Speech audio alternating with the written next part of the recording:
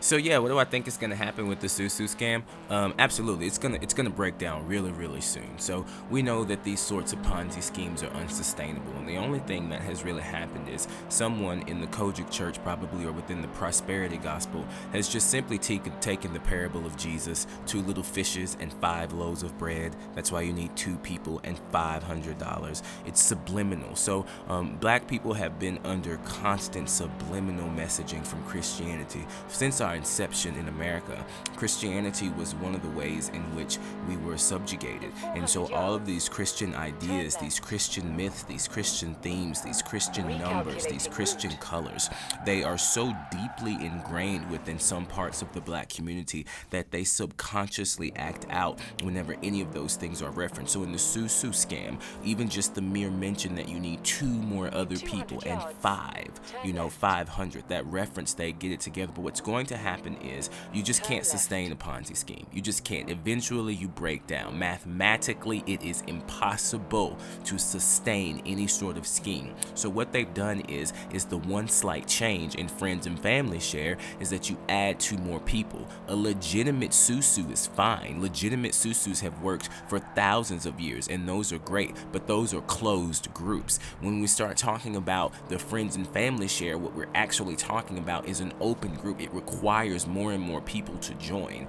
And so, long story short, what's going to happen is that people are going to realize, I have no more friends and family to ask. There are no more people in my immediate circle that I can ask. I'm going to have to start asking other friends and family, but it's not going to be friends. It's going to be people that are acquaintances. It's going to be white people that feel guilty and they want to help a black person or help a black business. And what's going to happen is that some black person is going to mess with the wrong white, guilty feeling white dude who's going to also be an accountant, who's going to also be a tax lawyer, who's going to also be someone who understands the law. And once that happens, the dominoes are gonna fall. Now, what does this have to do with Black is King? What does this have to do with Beyonce? Do you want to know how many black people probably signed up for Disney Plus? They wanted to get that free trial. They signed up for Disney Plus using the same apps, paying for them in the same way, using the same debit cards attached to the same apps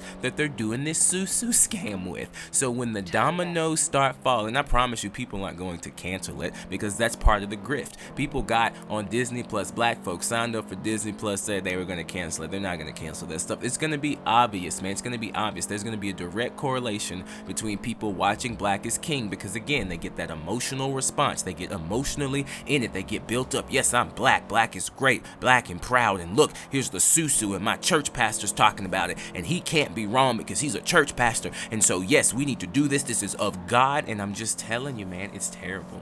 It's absolutely terrible. It's absolutely terrible. And it's really going to be very bad. It's going to be very bad. I actually set up sort of a joke, but not really, a relief fund. And I set it for $2 trillion to help people, because it's going to be bad. I'm going to continue to talk about it intermittently, but yeah, that's what I think is going to happen. That's how it's going to shake down, man. You have arrived at your destination.